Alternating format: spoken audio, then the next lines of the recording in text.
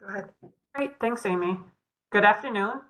Thank you to all who are joining us for the first training of the new year. We're happy to be able to offer our workforce collaborative training series again to all the dedicated providers in our community.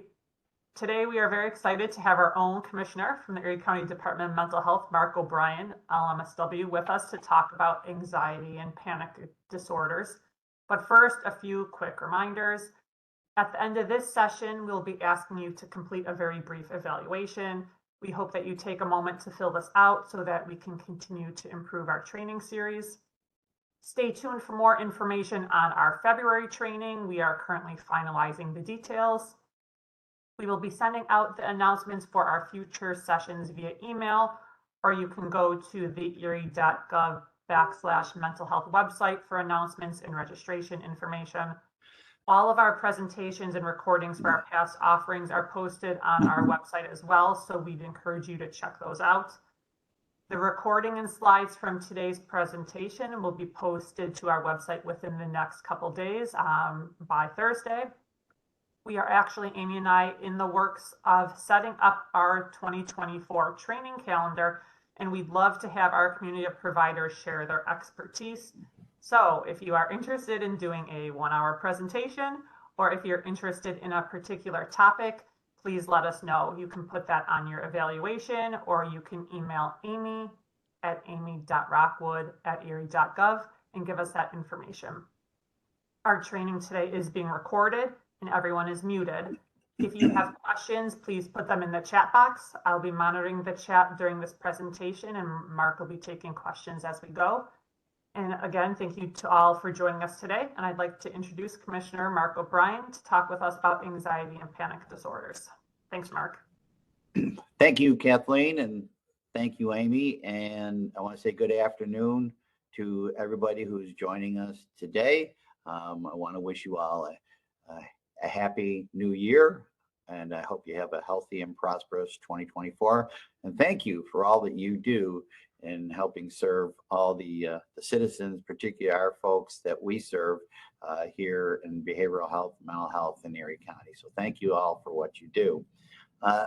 Today's presentation is intended for a diverse audience. We know that it's mostly providers and related folks, but it really has something we hope a little bit for everybody, both for administrators, frontline therapists, and just folks who deal with anxiety disorders. So there's a lot of material that I'm going to hopefully cover in the next hour, and we're going to try to leave some time along the way for some questions. So thank you for joining us for this ride. So we're talking about understanding anxiety here. Okay, and there we go. Okay, so anxiety. What are we looking at with anxiety? Anxiety, in its simplest term, is free-floating fear. It's defined as a state consisting of psychological and physical symptoms brought about by a sense of apprehension and a perceived threat. And that word perceived is going to be very important as we go. Fear is similar to anxiety in terms of how it feels, except that with fear, that threat is or is perceived to be more concrete, present, or imminent. And I want to define a term here, because anxiety is free-floating fear. Whether there is objectively something to fear or not is kind of the issue. Sometimes we are afraid of things that we think are out there that presents a threat to our physical or psychological well-being.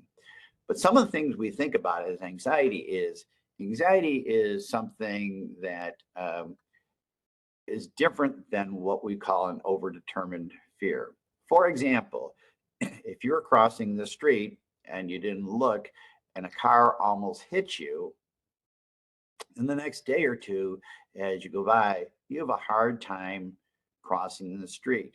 Well, is there something to be afraid of? Well, yes, there is. That car that's roaring down the street that can hit you can cause you some physical harm. If you are not able to cross the street because of that fear. That's an overdetermined fear because there is actually something to be afraid of. Anxiety in itself is instinctual. It's a necessary mechanism to keep us alive. For example, we drive up to the stop sign and we see a car coming and we wait just that little bit, just not knowing whether that car is going to run through that stop sign or not. Sometimes holding that extra minute or so and you see that car running through can keep you alive. So in any case, when you're talking about health, mental health, behavioral health, the difference between something being functional or healthy and something being unhealthy can sum up in one word. It is degree. Something that is healthy in its presence can be unhealthy in an extreme overpresence or an absence.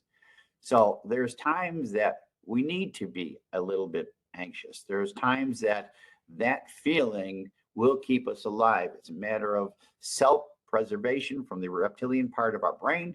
That's a very instinctive type of drive. So again, what is healthy in a certain level may be maladaptive either in its excess or its absence.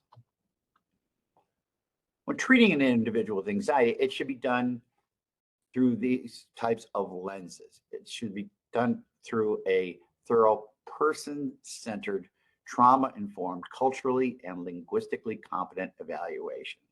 If you've seen one person, you've seen one person.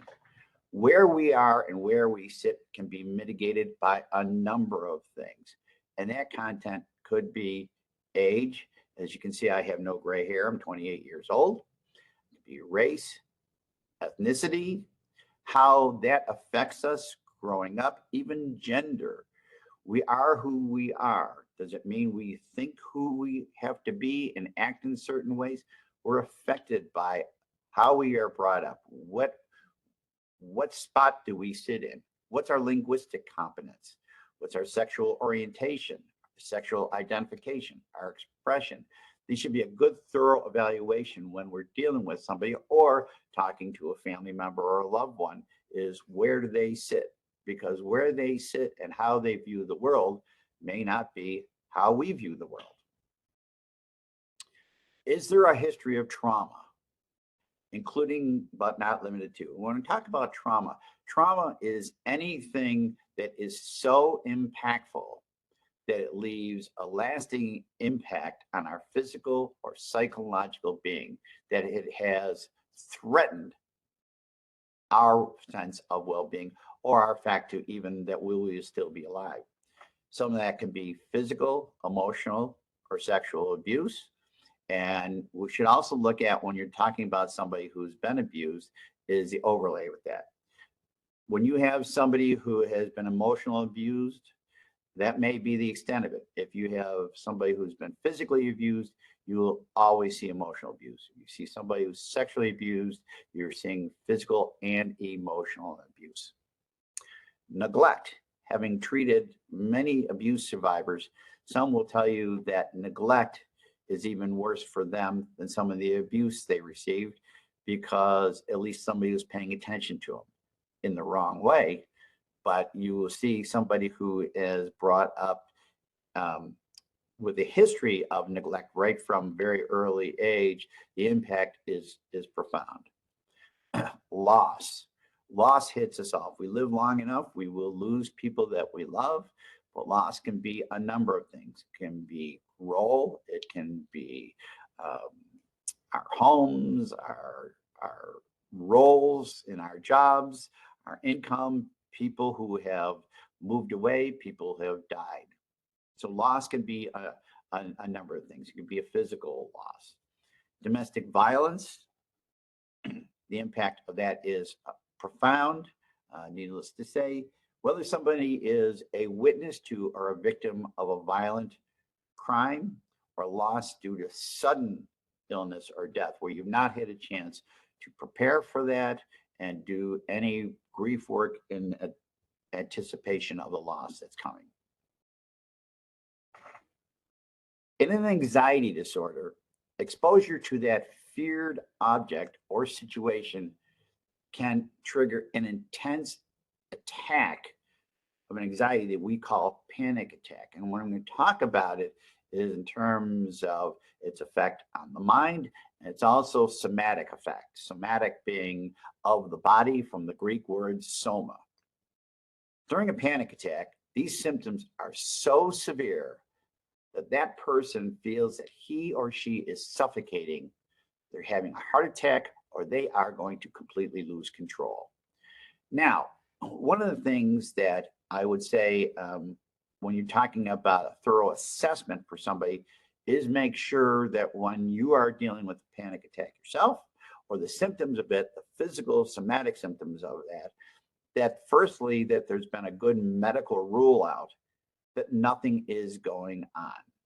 You look at things like pulmonary issues, thyroid, hyperthyroidism, particularly. You'll see hypothyroidism associated with depression. You may see hyperthyroidism associated with anxiety disorders.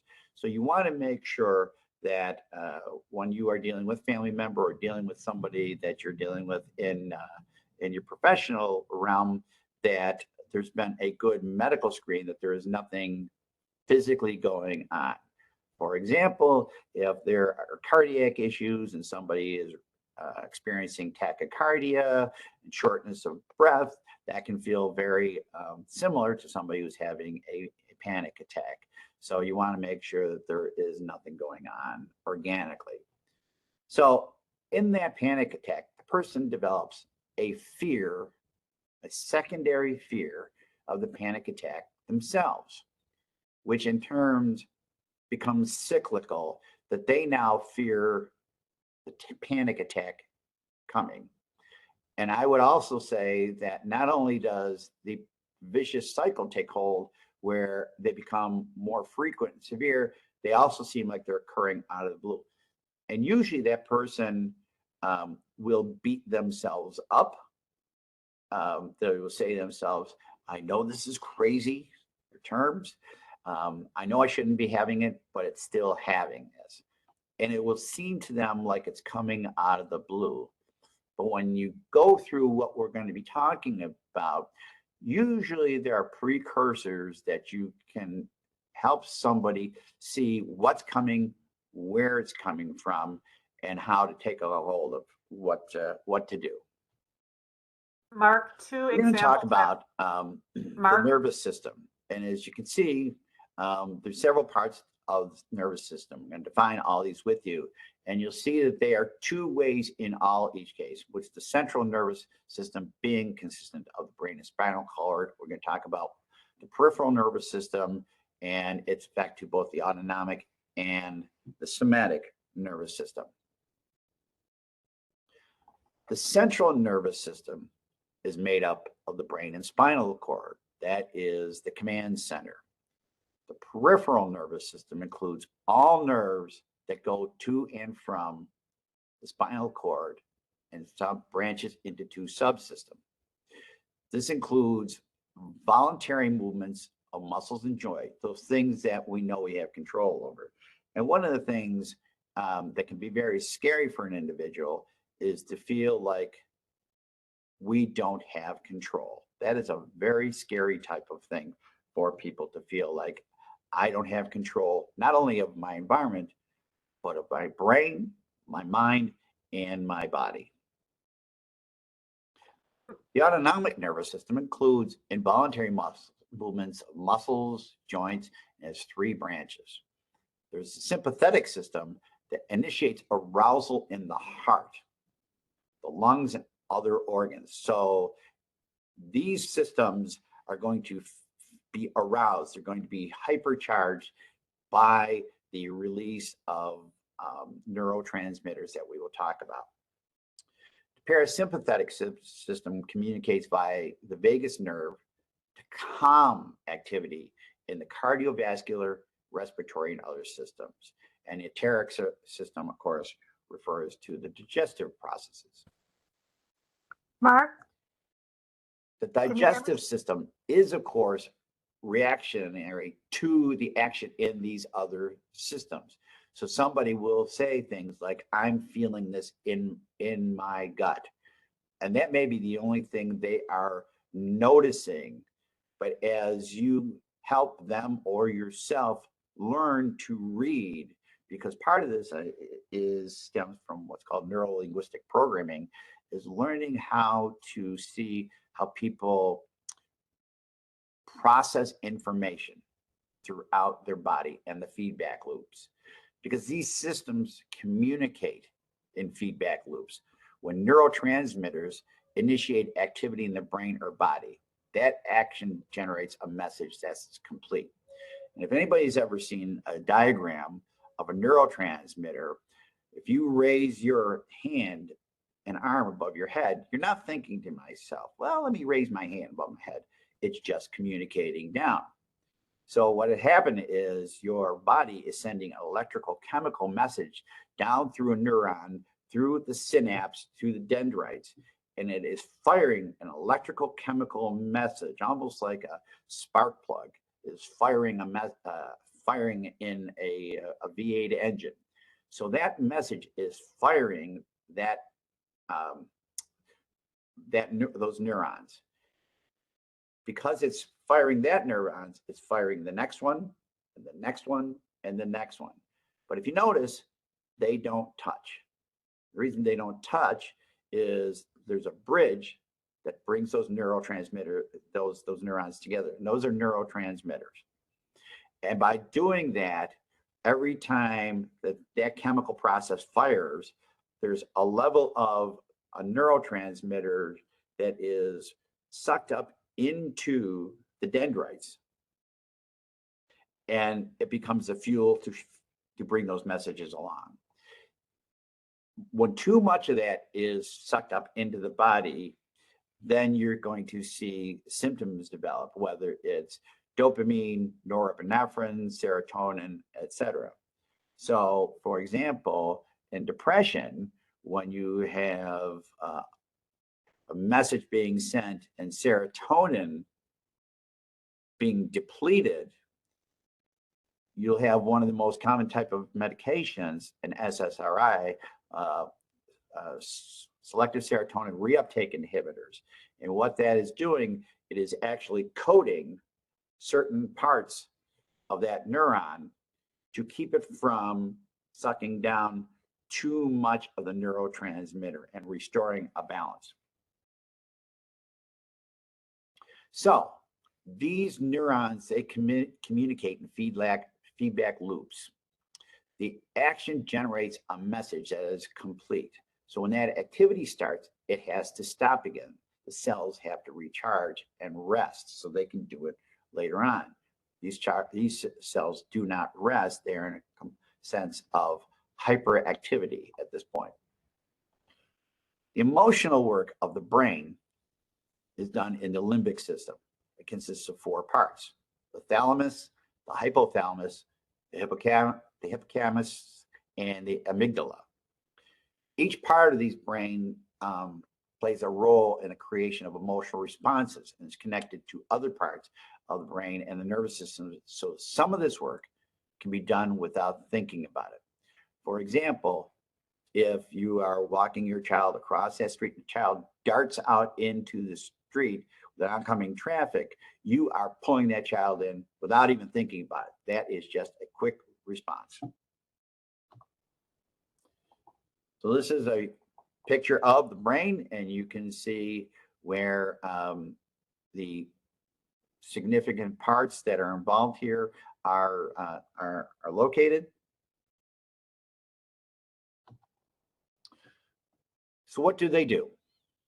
The thalamus, think of it as the relay center. It's taking information from the outer world, bringing it in via sensory input, and relaying it to other parts of the system. And again, as we talked about, that's the part of the brain that does it. But how we take in the world is mitigated by who we are and how we experience the world. If we are a very young female, we may look at things very much differently than an older male. If you are from a different ethnic racial background, that you have had either positive or sometimes not positive experiences due to the world around you, all that can impact how we take in the world. The hypothalamus is both a monitor and an initiator. It constantly scans the inner environment for hormone levels, hunger and thirst, oxygen levels. It is the maintainer of balance, and it makes adjustments to those levels. The hippocampus is part of the limbic system that registers the details. It recognizes the information without emotion.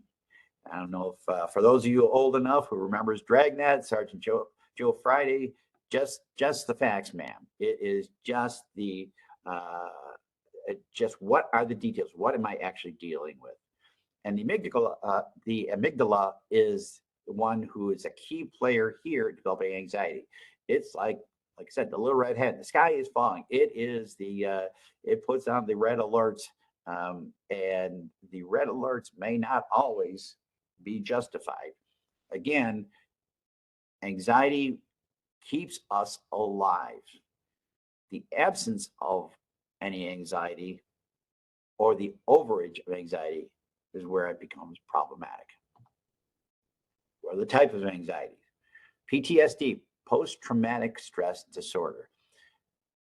The implication is that something so devastating, so harmful, has left a lasting impact. It may be being part of a car accident, maybe witnessing a car accident, maybe witnessing a homicide. It may be being traumatized in any type of way, but it is not the normal little bumps, bruises, and scrapes of everyday life. Not everything that is a adverse event is traumatizing, and what may be traumatizing to one person may not be to somebody else. Now, type is panic attacks. I'm going to talk about that at some length. Obsessive compulsive disorder. An obsession is a chronic, repetitive, unwanted thought that a person has difficulty getting away from just by rationalizing it away. A compulsion is a behavior designed to mitigate, control, or alleviate anxiety. It is a repetitive behavior. Social phobia is the fear of having some type of interaction where you will look like a fool with somebody you want. The most common social phobia, of course, is public speaking, but it is related to how you feel and interact with others. And GAD, generalized anxiety disorder, is just that free-floating, too intense feeling of anxiety that is not warranted by the facts surrounding you. How do you recognize these signs of anxiety? There are a number of the things you're going to see. And sometimes when somebody presents to you, they may not present recognizing that's anxiety. It may be a number of things. Chronic migraine headaches. And again, you want to rule out that there is nothing organic going there. The feeling of that rapid heart beating, the trouble in the cardiovascular system, and it feels like they're all together. You're sweating profusely. You're overthinking everything, a lack of patience. So these are the types of symptoms somebody will see in presentation. Some social anxiety symptoms. These are emotional ones. Intense fear about social interactions. And it's always seen as negative self-commentary. You don't look good to yourself, and therefore you don't look good to anybody else. It's a constant replay of that social interaction. And it's not an objective replay of that social interaction. It's a negative commentary about it. It's projection of that anxiety onto future events and a constant feeling of embarrassing yourself. You'll see on the right, what are the physical somatic symptoms. Same thing as muscle tenseness, dizziness, blushing, and shaky voice. Big thing is avoidance, is that you become avoiding social interactions or events, that avoids any activities. One of the things that you look at with anxiety disorder is the avoidance compounds the issues. And one of the allegories, metaphors, if you will, I like to share with people. First of all, panic disorder has never killed anybody. Number two, I ask people, what do you remember when you're about 4 or 5 years old? And you remember going to bed, put in bed, and you're laying there, you're not asleep, and you look over in the closet and you see something in there. Either you see like their eyes there, or maybe they're under the bed, and you're kind of convinced that there's a monster sitting there. Well, what happens? You start being really afraid of the monster, and what do most kids do? They pull the sheet over their head to try and be safe from the monster. I ask you, well, what happens to the monster when you pull the sheet over your head? Is it there? Is it moves? Does it change? Most people will tell you that monster has gone from under the bed to right outside the sheet, and now it's a whole lot bigger. So in simple terms, what we're looking to do is to build skills for somebody who can build their distress tolerance at a physical level, use their cognitive processes to understand what that monster is, and build the skills to reach over and turn on the light and see what's actually there. Panic. Potential signs, you have a panic disorder. These are to the bone, shaking, fear of dying, accelerated heart rate, and it seems like derealization is the sense that I'm not really here. There's something unreal about this whole thing. And you'll see that there's the not only cardiovascular, but the GI sense of nausea, chest discomfort. The somatic symptoms are quite profound, and it feels like it's coming out of the blue. I've had no warning, and I have no control of what this is going to do. What can I do about this? I am helpless to this.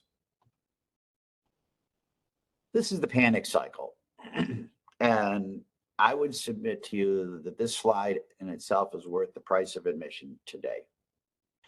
If I'm treating somebody suffering from anxiety, I still do private practice for the last about 30 some years. I want them to know and understand what this is about.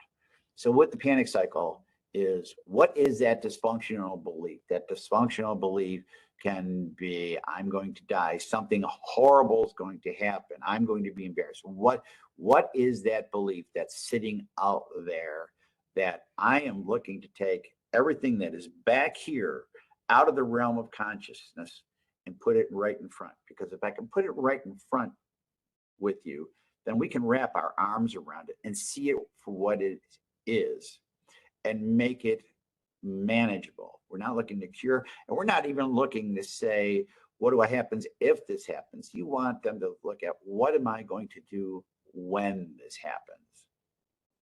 I want them to count on the fact that it's going to happen, because then they don't fear the if. You're not going down the avoidance road.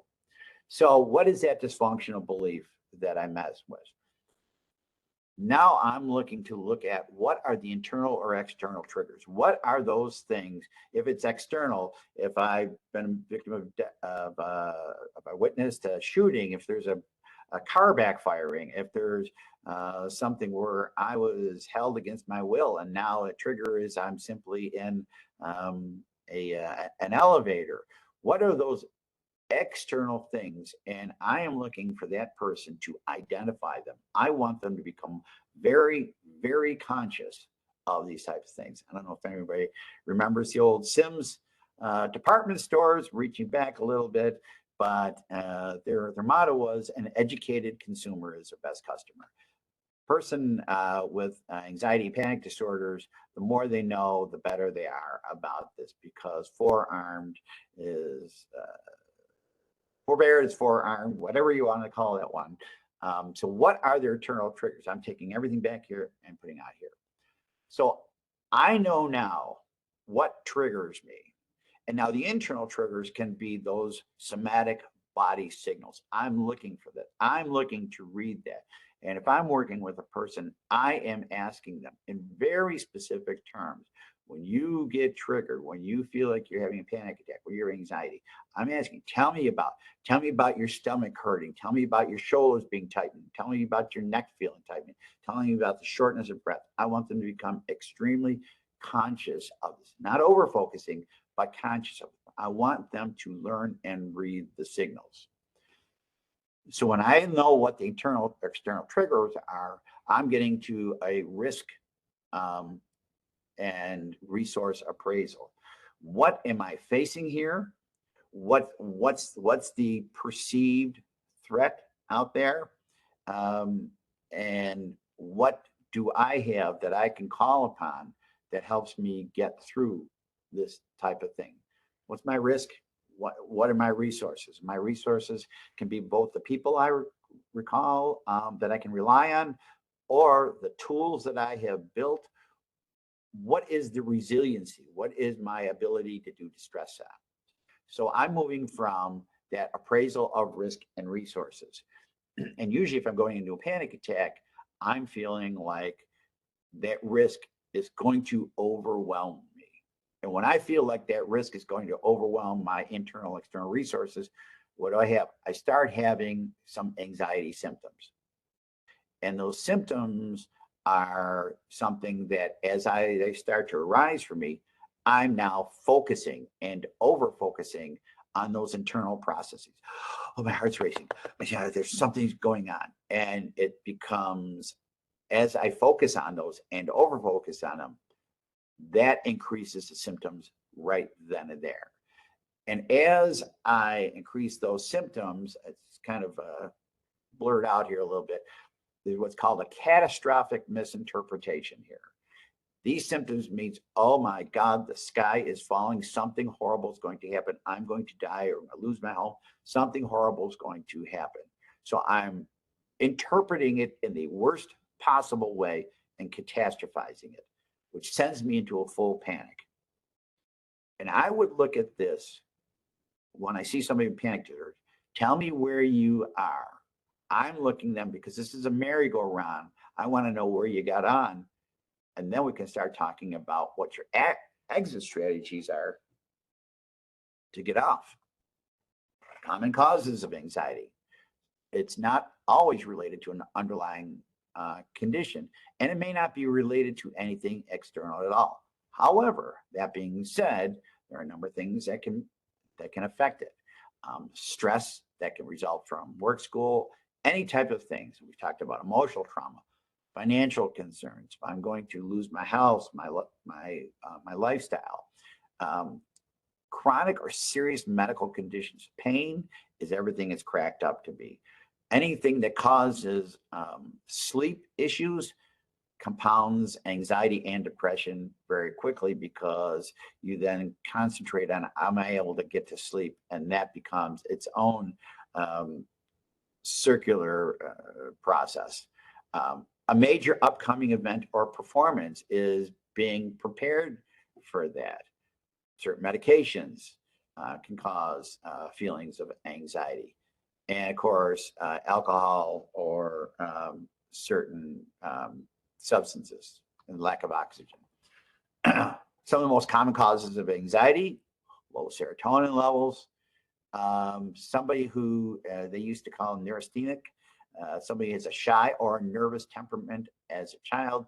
And that could also include somebody who may be kept away from the interactions with others. As you talk about parenting, the role of a successful parent, if you are, the great paradox is, if you're successful, you raise your child to leave you. So does that mean they're not going to get the bumps and bruises when you teach them to ride a bike? You expect them. You don't want them to, but you expect them. If they fall, they scrape their knee, you help them, clean it up, give them a little kiss on the knee, send them out there. Our role is not to keep them from getting that scrape on the knee. Our role is to keep them from riding out into traffic and get run over by a car. So if family history of anxiety or depression, when I'm seeing somebody with depression, I'm mindful of anxiety. If I'm seeing somebody with anxiety, I'm always looking for depression. Don't always find it, but I'm always looking for it. I look at them as two sides of the coin. Past or present stressful and negative life events, adverse childhood events. So this is when I talk with somebody, you may be talking about, here's some of the mental feelings they may be experiencing: a sense of nervousness, excessive worry. And again, excessive is the key here, because there may be some things that worry may be very appropriate for. One of the things when somebody is dealing with anxiety and later on they're having an appropriate level response to something else, they're so used to feeling like, if I feel anxious at all, that's a horrible thing. And not necessarily. Our job is not to have somebody feel nothing. Our job is to bring it down into reasonable, normal, healthy types of levels that are appropriate to what they're facing. So if there is something to worry about, worry can be okay. And worry can also be something that may motivate you to prepare for this. So feelings of danger, panic, or absolute dread, it becomes a major fog that you have a hard time concentrating. And sometimes, particularly with males, because males are socialized differently, they have trouble expressing it in any other thing other than anger or irritation. And I look at anger as a defensive emotion. If somebody is angry, I want to know what's fueling that anger, because usually there's something behind it: fear, worry, rejection, loss, humiliation. If somebody doesn't feel or perceive that they have been trespassed against, what are you angry about? Difficulty controlling feelings of worry. Physical feelings, as we talked about. So the other ones were mental ones. These ones are medical concerns, rapid breathing, as we're talking about, because then you now have an imbalance of carbon dioxide in your body that's causing you to feel like you're not oxygenating your system. Sleep problems, falling, not getting good sleep, not getting good REM sleep. That becomes worrisome in itself. Overall fatigue, when you're looking at both anxiety issues or depression, has there been a thyroid scan to see if there's any overage or underage there, and the other types of medical issues that you can see there. So anxiety symptoms can manifest themselves as cognitive and or somatic symptoms of the body. And one of the things I like to tell folks who are experiencing anxiety, or people who have been abused, there are no brain cells below the neck. The cognitive process all happens upstairs. So you have to look at the messages sent back and forth, but thought processes don't happen down there. So we're looking to connect up those messages and interpretations we're making based on somatic input that's happening. So with each, you get a detailed description of how either those distressing thoughts manifest themselves or how the somatic symptoms express themselves. You want the person to become aware of it, not hyper-focus on it, but you're explaining to them why you want them to understand this, because you are building a toolbox with them. The old expression, skills before pills. If you notice, we haven't even talked about medication. But you want to get the chemistry right. So if I'm looking at somebody with somatic or cognitive symptoms, and or I want to know which symptom was experienced first. Because even if that first is just by seconds, because that's where I'm going after. What's experienced first and what's experienced predominantly. If, for example, I have a whole set of somatic symptoms, I am short of breath, my rapid pulse, pain, sweating, everything, but I'm not having any distressing thoughts, what frequently happens is the brain doesn't know what the brain is not processing what the body's feeling. It must be due to something, but there's not something in there. So the brain will usually supply some type of rationale. That's why I want to know if it's the body first, because if it's the body first, then I'm working with the person to calm those body sensations down. If it's ongoing distressing thoughts, then we're looking at cognitive interventions to restructure those thoughts while we're calming the body down. So managing anxiety, the first step in managing anxiety is to learn as much one can about it. It's a thorough understanding that in itself can know, because people feel helpless, they feel confused, they feel it's out of their control. And nobody, whether you have anxiety disorder or not, likes to feel out of control. When anxiety comes, we accept it. It's like riding a train. You're sitting there and you're watching the scenery go by. It doesn't mean you have to get off at that point. You help them learn to be that passenger on that train. You simply wait for it to pass. I also look at the notion of asking people, have you ever sat at the waterside and at the ocean or the lake, and you're sitting there cross-legged with those waves coming in on you? And let's say the wind kicks up a little bit in the waves a little bit, and you steel yourself against the wave. What's the wave going to do? It's going to knock you back. When you can learn to lay down and let that wave wash over you, then you're not fighting the wave. Because what's happening is, are you going to change the wave? Are you going to change the lake, or are you going to change the ocean? The answer is no. What we are going to do is change yourself. So you're adapting a different look on how you're going to approach and manage anxiety. These are some tips for coping that I share with folks. Keep in stress in check. These are kinds of things that your primary doctor would tell you about. Exercise class, consistent physical activity can do wonders for both anxiety and depression. A good balanced diet with all the things talked about here, cutting down on carbs and processed types of foods. Writing down, seeing something, 65% of the population, primary source of information intake is visual. Listen to people's verbs. Oh, I see what you're talking about. Well, no, you don't. You hear what I'm talking about. Most people, I do this to people here all the time. Amy comes in and says, can I take a day off? And I say, no.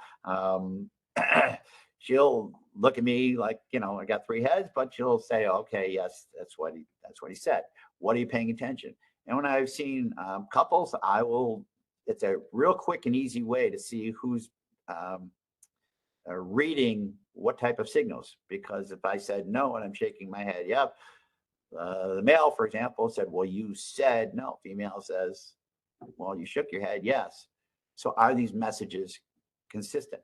By writing down, what are your triggers? Writing down your stresses, journaling, it brings it here and it puts it on the page, which makes it something that's not out there. It makes it real. It makes it tangible. Challenging negative thoughts and worries, looking for opportunities to contradict. This is going to kill me. I'm going to die from this. Have you been through this before? Have you died yet? No, you haven't. What have you been through that? What can we do with the past? It's only one thing we can do. We can learn from it. We can't change the past. All we have is today and the promise of tomorrow. getting enough sleep, very important. Finding a support and balance. Psychotherapy, very effective with anxiety disorders. We're going to talk a little bit more about that in a minute. Medication, sometimes you have to get the chemistry right. Sometimes people can't get through it by doing other types of interventions. Sometimes we have to look at that. Support groups, and we're going to talk about other stress management techniques. Support groups from other people who have done well with these can be very helpful because you know you're not alone with that. And again, one of the things are people beat themselves up for this type of things. Cognitive behavioral therapy, very effective for working with anxiety disorders. It's very effective in working with panic disorders, phobias, social anxiety disorders, generalized anxiety disorders. The purpose is to use CBT to activate the functions of the brain that we talked about earlier, to change thoughts and behaviors and connect the sensory stimuli to prevent overload. In simple terms, when we're talking about mental health, people will say, okay, I feel this way. Well, where do you get your feelings from? Well, you made me mad, or this kind of thing. When we talk about facts or reality, I like to do the three-stool approach in defining reality. Reality is three things, and one can include more, but for purposes of this conversation, is that which can be objectively taken in through our senses, that which can be measured in any way, shape, or form, and that to which there is communal consensual agreement. Communal consensual agreement means, okay, what is today? Today is February 1st, 2024, correct? And somebody out there is shaking their head saying, well, no, it's not. It's actually January 9th, 2024. All right. So some people, if I'm thinking it's February 1st and everybody else thinks it's January 9th, where's the dissonance here? 2024 is the best example of communal consensual agreement. For example, I've asked people, what happened 2024 years ago? And people give me all sorts of answers. And I say, okay, 2024 AD, Anno Domini, the year of our Lord, to be Christian, Jewish, or whatever. But 2024 is reportedly 2024 years ago was the birth of Christ, whether you believe he's God, a man, or whatever. But that's been accepted as a turning point, and calendars are based on it. Now you're seeing it being referred to as, instead of before Christ, you see BCE, before the Common Era. But that Common Era still becomes that date that's now universally accepted. We call a table because we've agreed to call it. We can measure it, we can identify it. How we process reality, how we take in interactions is based on where we sit in the conversation, where we sit in terms of our background, where we sit in terms of a whole number of things. But it is our perception. If I say to a woman in the audience, and I have, she's 65 years old, and you know what? That blouse you're wearing reminds me of something like my mother, my grandmother had something like that. And ask them, okay, what did I just say? How do you feel about that? Somebody says, well, am I out of style? Am I out of date? Or are you taking it as, my grandmother was like a very sweet, sharp lady. How you perceive it is going to mitigate how you feel about it. If you feel like that was an insult, you're going to feel embarrassed, irritated, angry, etc. If you feel it's a compliment, etc.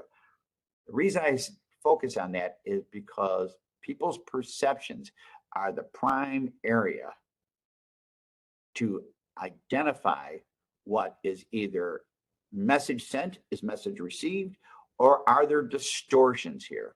And one of the things I like to talk about is using the funhouse mirror.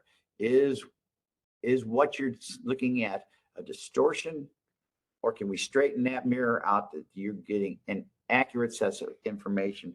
What's received is what was sent. So again, you're identifying the fact from the perception, from the feeling, and that perception is the big area where you want to be able to spend your time working with those folks, because that feeling of anxiety, whether externally generated or internally. So you're developing a toolkit for use with folks for when, not if, because I want my people to say, yes, it will happen again. Not worried about if it'll be happen again. Yeah, it's going to happen again. That's not the point. If my folks are saying, the people I'm working with are saying it's going to happen again, but when this happens, these are the tools that I've employed, both in terms of cognitive restructuring or listening to my body and self-soothing my body. Then the 3 words I want them to do is, this is going to happen. Okay, I got this. Because when they can say, I got this, then you know you're making progress. You want to help them avoid the avoid. Avoiding the anxiety, avoiding the distressing type of stimulus compounds everything. I define 2 terms: efficacy versus effectiveness. Efficacy is our belief that we have an impact on our world, we have a measure of control on our world and ourselves. That is a belief. That is a leap of faith. Effectiveness is the knowledge that we have that type of control. We have an impact. For anybody who has seen the Indiana Jones movies, especially The Last Crusade, not the last movie, but The Last Crusade, where Indiana Jones is taking the leap of faith across there to get into to find the chalice. That first time is a leap of faith, but the next time he knows where the path is, and it doesn't become a leap of faith. So we are building distress tolerance. We are building skill development. That's what we're looking for in the people we're working with. 3-way dissociation or 3-way desensitization. This is a technique that is grounded in neuro-linguistic programming. This doesn't have to be done by a therapist. I was able to do this with a family member who is very close to me. Actually, she won't mind me saying this, a fear of heights. And within 40 minutes, we were able to bring that down to where we live and cross a bridge twice a day, come and go from work. And a 3-way dissociation, three-way dissociation or desensitization technique is this. First of all, you have to help a person learn how to ground themselves. And grounding themselves is all sorts of techniques. Whatever feels comfortable, but you are employing the sense of touch. Sense of touch is very important here. So you are getting yourself relaxed. You're getting yourself breathing deeply, slowing down the breathing. It is touching those things around you. It may be rubbing your hands together. It may be rubbing your arms. It may be that type of patting. Whatever that is, that puts you or that person at ease. You are eliciting a feeling state with this. Now what you're doing is, now that person, you've taught them how to get into that good place. Now you're taking them to the movies. And what you're doing is, by taking them to the movies, you want to actually have them roll the film in their head of what the distressing thought, notion, situation, height, people, whatever. What is that type of sensation? So as they're rolling the movie in their head, and they're starting to feel a rise in anxiety, stop the film. Reground. Get back together. Bring them down to where they are. Now roll the film again. And as soon as they notice, bring it down. They're in a good place. Roll the film. Okay? But you're actually having them visualize whatever that situation is. what you're doing is you are dissociating, you are separating the feeling from the experience. You're substituting a more a calmer type of feeling for that type of thing. It is something that can be done in place of exposure technique. In some cases, you want to do an exposure technique where you're actually bringing somebody out, but I'm assuming you don't have that ability to take them out of the office. But sometimes people need to then do that work and be exposed to the distressing situation. It can be very, very effective. This is something that can, it doesn't eliminate it, but it so brings down the level of anxiety. You'll see that there's a huge impact with very, very few sessions.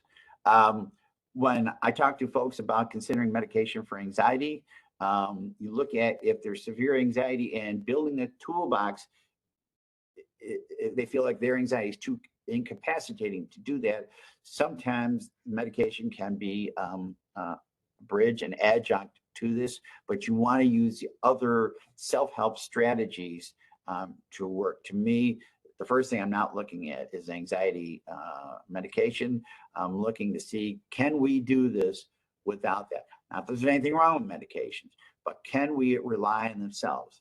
The whole point is I am building my toolbox. I am not powerless against this. And these are the medications that you will see.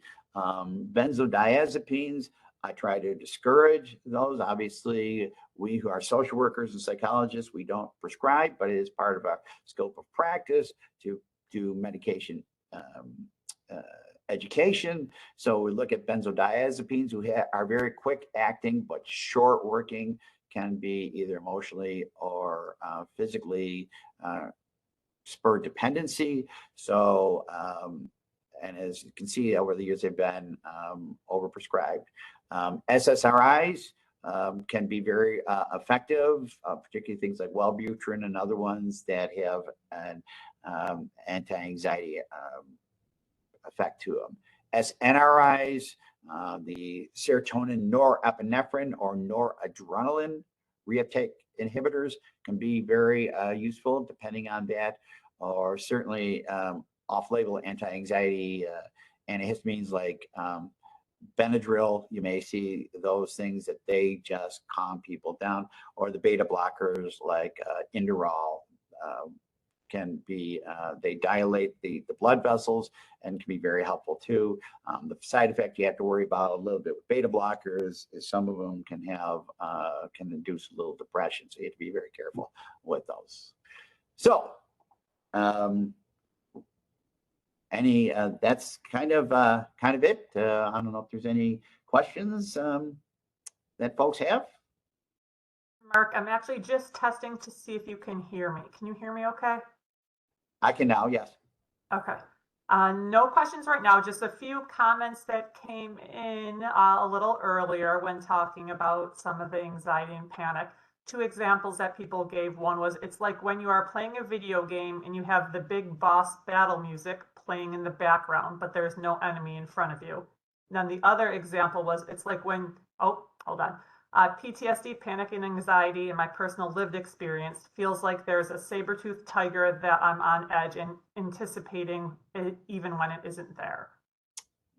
Absolutely. And those are very vivid descriptions of that. And it's going to be very unique to the individual. And again, what we're looking to do is to become very cognizant of what those thoughts are, what those feelings are. How do we, if those are somatic body ones, we want the person to bring that down, get them into their own feelings of their own safe space. If there's recurring thoughts, what are those thoughts? Now, again, there may be a whole host of things. For example, if somebody has been traumatized, they've been bullied, they've been beaten, they've been physically, emotionally, sexually abused, those types of things, their space has been violated. Certainly that work needs to be done as well, and will affect all this type of thing. I'm, you know, we weren't making this one about trauma, but it needs to be trauma informed as well. What has that person been through? And does it make sense? Because if something doesn't make sense in the here and now, it could make sense in the there and then. And to take a look and say, okay, I may not be, I may not be in Vietnam anymore. The soldier may not be in Vietnam, but now you got to take Vietnam out of the soldier. And I'm not talking simply military here. The abuse survivor, I may not be in that situation anymore, but that situation's still in me. And what do I need to do to get past that? And one of the things, and I do a lot of work with abuse survivors, and one of the best messages I share with people is something that I had picked up just in an email about 10 years ago. And I liked it so much that I printed it off and give it to every abuse survivor I work with. And it's a definition of healing. And my definition of healing that I got from somebody else, I'm not that smart, is healing doesn't mean the damage never existed. It means it no longer controls my life. That to me is a great definition of healing. Other comments, questions? I don't see any. Oh, one more. I just saw one pop up. One more question. How do we address things when we believe someone may be experiencing anxiety, not quite panic yet, or building up? I have my own past experiences. I am a peer in this sense. So what is a way to address someone who I can tell their anxiety is building? Can we actually prevent the panic? That's a great question. First of all, be receptive to what you hear, feel, or sense from the person. The more they can verbalize it and take it out of the realm of out there in the ethereum, they can put their hands around it. The more they can put their hands around it, the more they can see it for what it is and negotiate. So if they share with you, first of all, it's not just a question of being an active listener, which is very helpful, is to share your sense of calm, your sense of, I get it, I understand, that must feel horrible for you, but let's talk about that. Tell me what this is like. What are you experiencing right now? And help them to separate out what are they thinking from what are they feeling, for what are they perceiving, because the perceptions are driving the feelings. And if it's just somatic, remember, there's no brain cells below the shoulders. If it's somatic and it's just a feeling of tenseness, tightness, and in talking and listening to them, there's not an accompanying obsessive thought, then that work is to bring the body sensations down and get a sense of mastery and control, that you have the tools to say, okay, I'm feeling this. I don't know what's going on, but I'm feeling this. There's nothing going on, but I'm still tightened up. Okay, now I'm pulling out my toolbox. And what's in my toolbox? It could be progressive muscle relaxation. It could be it could be deep breathing. It could be a host of type of somatic ones that bring the body sensation down. Great. Thanks, Mark. I don't see any other questions. Thank you, Mark. This was great. And thank you, Amy, as always, for coordinating. Thank you all for participating today. Amy has posted the link to our evaluation in the chat, so please just take a moment to complete that for us. The recording of our slides and presentation today will be posted on our webpage in the next few days by Thursday. Look out for our future notices. We'll be sending those out via email, or you can always check our Erie.gov mental health website. And again, if you're interested in being a presenter, please let Amy know, or if you have ideas for topics, we'd like to know that as well. Thank you again, Mark, for a wonderful presentation. And thank you all for coming. Participating.